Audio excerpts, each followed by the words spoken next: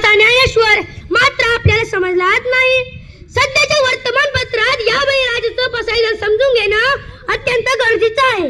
शेतात कंसोसेपर्यंत ते बकऱ्यांसाठी, कडवा वैरण जनावरांसाठी, काढणी आणि मळणी कांतारा सांडलेलं किडा मुंगींसाठी, घरात आणल्यावर काही उंदरांसाठी आणि बाजारात पाठवलेलं सारं माणसांसाठीच हे बळीराजाने इथल्या प्राणी मात्रांना दिलेलं पसायदान आहे.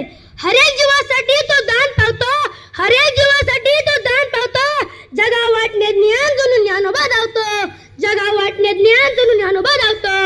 रात्रंदिवस काबड कष्ट करूनही घरात उपाशी झोपणारी मुलं आणि गोट्यात टाचा घासणारी जनावरं ही त्याच्या डोळ्यापुढचे चित्र अजूनही बदललेलं नाही. ही त्याच्या डोळ्यापुढचे चित्र अजूनही बदललेलं नाही. जगाच्या लज्जा रक्षणासाठी जगाच्या लज्जा रक्षणासाठी कापड निर्माण व्हावा म्हणून कापूस पिकवणारा शेतकरी स्वतःचा चेहरा फाटलेला सदरा पुन्हा शिवून घालतो, स्वतःचा चेहरा फाटलेला सदरा पुन्हा शिवून घालतोय. साऱ्या जगाला साखरेची गोडी पुरवणारा शेतकरी स्वतःच्या घरची दिवाळी गुळभाकरीच्याच लाडू साजरी करतो, गुळभाकरीच्याच लाडू साजरी करतो. निसर्गाच्या लहरी स्वभावामुळे शेतकऱ्यांच्या अपेक्षांचे मनोरे जमीनदोस्त होतात. टाटा बिर्लांच्या कंपनीत तयार होणाऱ्या मालाची किंमत तो स्वतः ठरवितात. परंतु रात्रंदिवस काबड कष्ट करूनही शेतकरी स्वतःच्या मालाची किंमत स्वतः करू शकत नाही.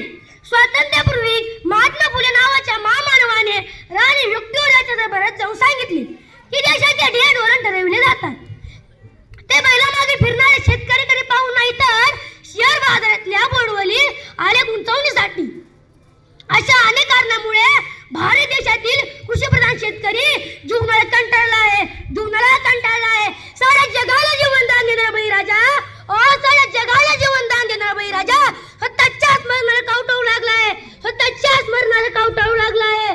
कृषी क्षेत्रात घटलेले विकास, दर कमी झाली, दरडोई उपलब्धता, अन्नधान्य उपलब्धता, वाढलेल्या किमती, शहरी ग्रामीण रुंदावत चाललेल्या आत्महत्या अशा प्रकारच्या समस्यांवर उपाय करण्याची गरज आहे. यासाठी शेती आणि शेतकऱ्याकडे पाहण्याचा दृष्टिकोन बदललाच पाहिजे.